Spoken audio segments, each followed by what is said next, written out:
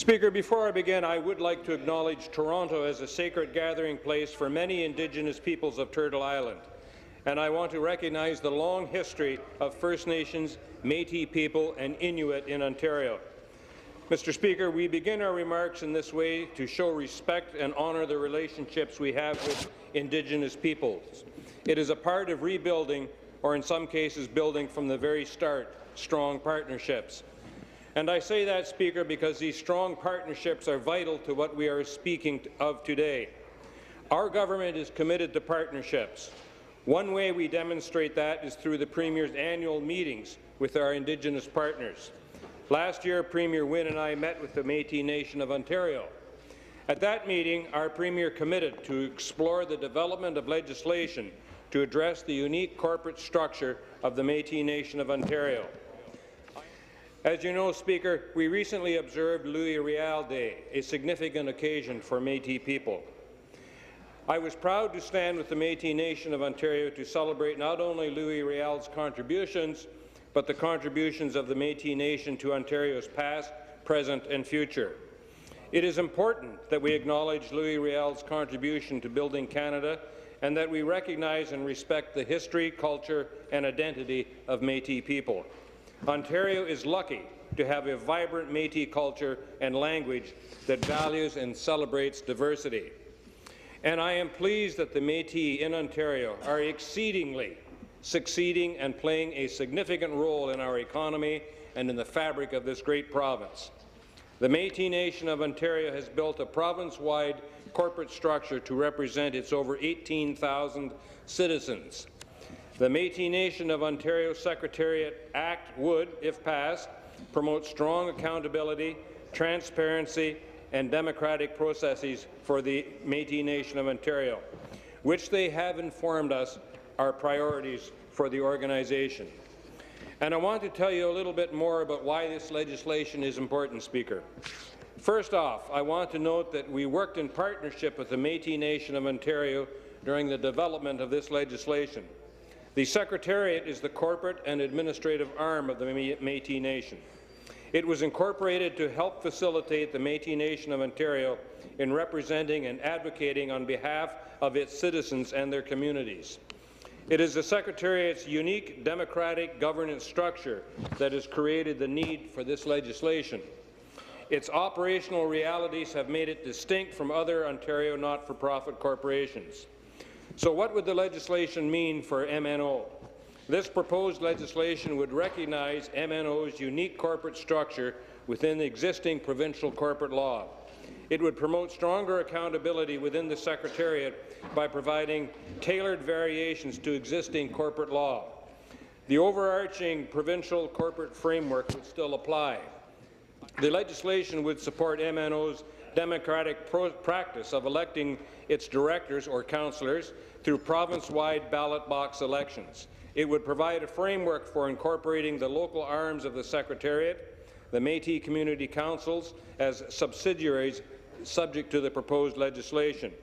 It would help ensure corporate consistency in administrative and financial matters. The MNO would maintain its current authority to determine its internal business, such as citizenship criteria and the representation of its citizens. In fulfilling this commitment to MNO, by bringing forward this legislation, it builds on recent efforts to strengthen our relationship with the Métis Nation of Ontario, an important Indigenous partner. In summary, if passed, the legislation will recognize the unique democratic nature of MNO Secretariat structure and allow it to operate more effectively under the Corporations Act and the Not-for-Profit Corporations Act 2010 when it comes into force. In conclusion, Speaker and members of this House, today, when I speak of all the activities we've seen, I remind you that the initiatives like this are helping to achieve reconciliation among Métis, First Nations and Inuit people and other non-Indigenous peoples throughout the province. The Métis Nation of Ontario Secretariat Act is a step on that path. Mr. Speaker, this bill would recognize the unique governance structure of the Métis Nation of Ontario. And to give a little bit of history, the Métis Nation of Ontario was initially incorporated back in about 1994 under the Ontario Corporations Act. And This new bill is something that's been requested by the Métis Nation of Ontario at their annual General Assemblies. They've passed resolutions, I don't know whether that's correct terminology, but in support of this. Certainly I have received many, many different letters from citizens, Métis Nation citizens, and from pretty much every regional council around the province. As an example, Greenstone Métis Council, Great Lakes Métis Council, Niagara Regional Council, the all-important Moon River Métis Council, which happens to be in Parry Sound, Muskoka, the Toronto and York Region Métis Council, the Grand River Métis Council, the Superior North Shore Métis Council, the Mattawa Métis Council, the North Channel Métis Council, the Kenora Métis Council, the Sault Ste. Marie Métis Council, and also many different senators and citizens have written to the Premier, and of which I've been CC'd in support of this. And I've received many, but I'll read one that I just received today from a citizen so you get the gist of it. As a citizen of the Métis Nation of Ontario, I support the passage of Bill 153. The Métis Nation of Ontario Secretariat Act that was introduced into the Ontario legislature on December 1st, 2015. This bill has been developed in collaboration with the Métis Nation of Ontario, MNO, and is a positive step forward in advancing reconciliation for Métis in Ontario. This legislation will finally recognize the MNO's unique governance structure at the local, regional, and provincial levels, and will respect our democratic election processes. As the MNO's annual General Assembly held in August 2015, our citizens unanimously passed a resolution fully endorsing the MNO moving forward on securing provincial legislation that recognizes and respects the MNO's unique governance structure. Bill 153 does just that, and when passed will represent the fulfillment of this 2015 AGA resolution and the wishes of MNO citizens. We urge you to move forward in passing Bill 153 so that our concerns with current and future Ontario legislation dealing with corporations and not-for-profit corporations won't negatively impact the MNO's governance structure. And Mr. Speaker, I understand that if this bill wasn't passed, then as I mentioned, the MNO was incorporated in 1994 under the Corporations Act, but the new Not-for-Profit Corporation Act, if it kicked in, then the rules regulating Not-for-Profit Corporations Act don't line up with the structure and the very democratic structure of the Métis Nation of Ontario. So, for example, this bill, if it didn't pass, then the Not-for-Profit Corporations Act requires annual election of directors, for example, and it would allow anyone to run. So this bill, they're not called directors, they're councillors. They're four-year terms, not one-year term. Only citizens, recognized citizens of the Métis Nation of Ontario can run for office. Only citizens can vote. Mr. Speaker, I met recently with our guests who are visiting today, Gary Lipinski, France Picot, Joanne Mayer, and Margaret Froh, to ask questions about this bill and about their governance structure, and it is very democratic. I have to say I like the way they have things organized in their community councils and also with the executive, with senators, with regional councillors, and I especially like the fact that they have a post-secondary representative and a youth representative. And in fact, they have an election coming up next May, Mr. Speaker.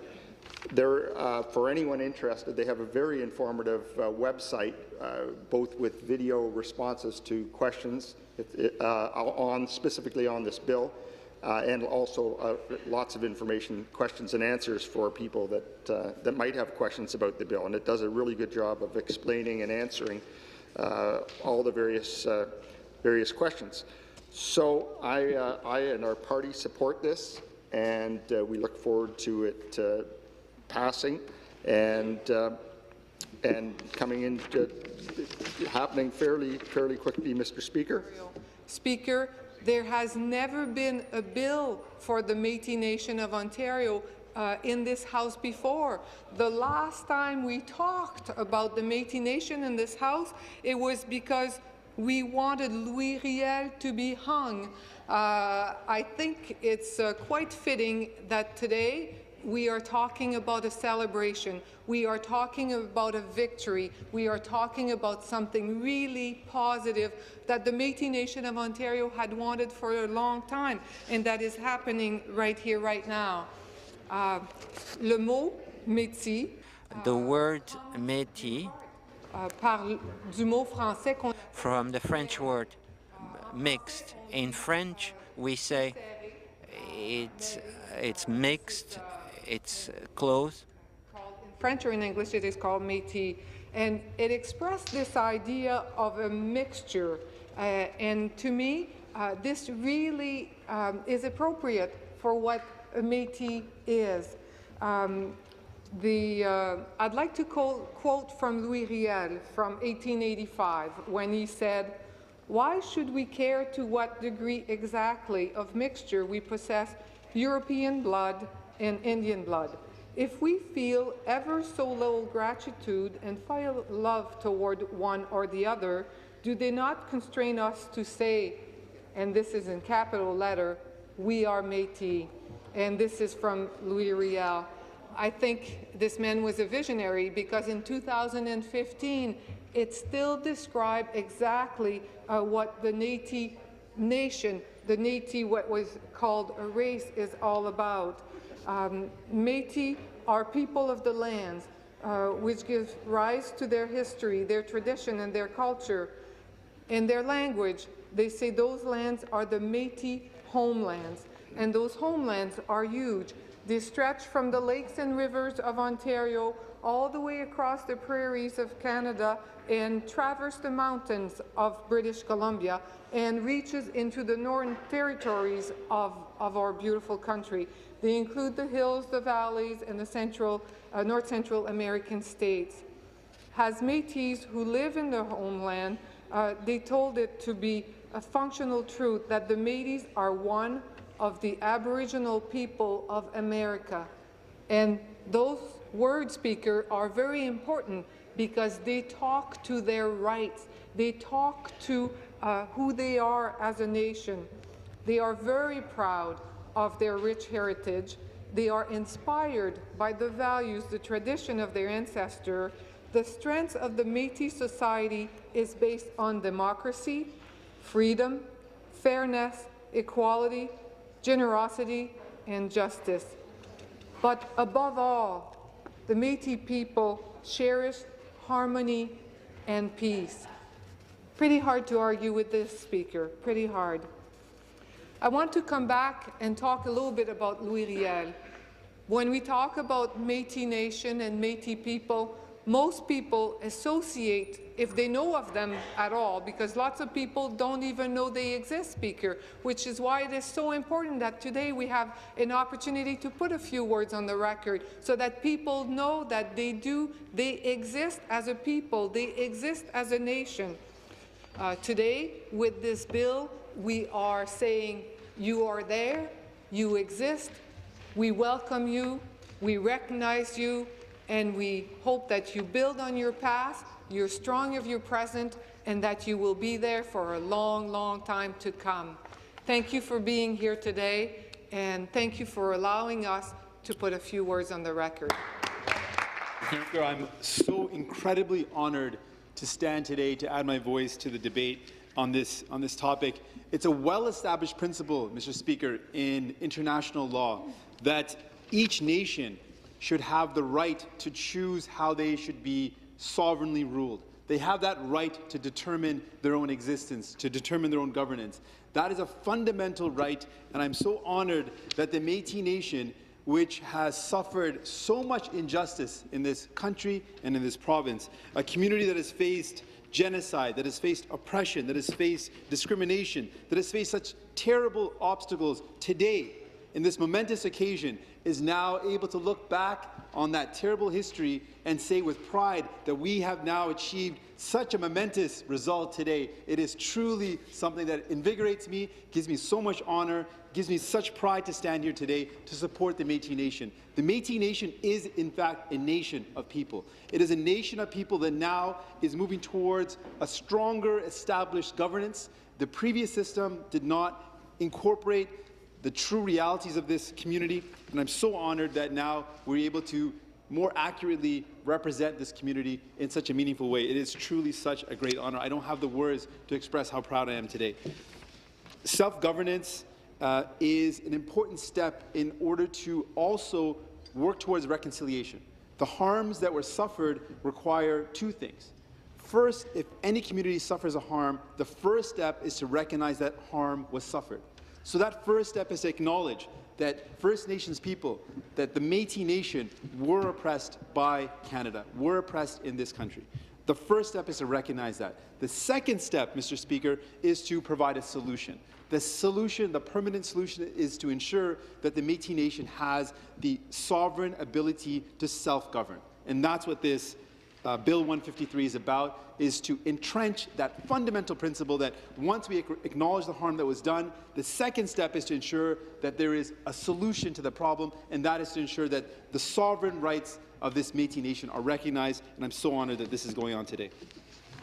One of the fundamental things about recognizing the sovereign rights of self-governance are ensuring that there's democratic structures, that there's nation-building governance structures in place, and that's what this bill will ensure happens. I want to take a side note to acknowledge the fact that the Métis Nation has taken particular attention to encouraging youth to be involved in the governance, which is a very progressive, forward-thinking, and truly I'm honored that they've included that in this bill. It's something that is something we should all look towards as a model, the fact that they're working so hard to incorporate their youth. That's the way of the future. I salute you, I acknowledge you, and I thank you for your great work. Thank you. Further debate. First, let me thank the Deputy Speaker from Hamilton East Stony Creek for allowing me to sit in the chair in this special moment for me. And I appreciate the Speaker for allowing me to do that. Next, I have to do some business. But before I do, I just want to say this has helped me, and I thank you. And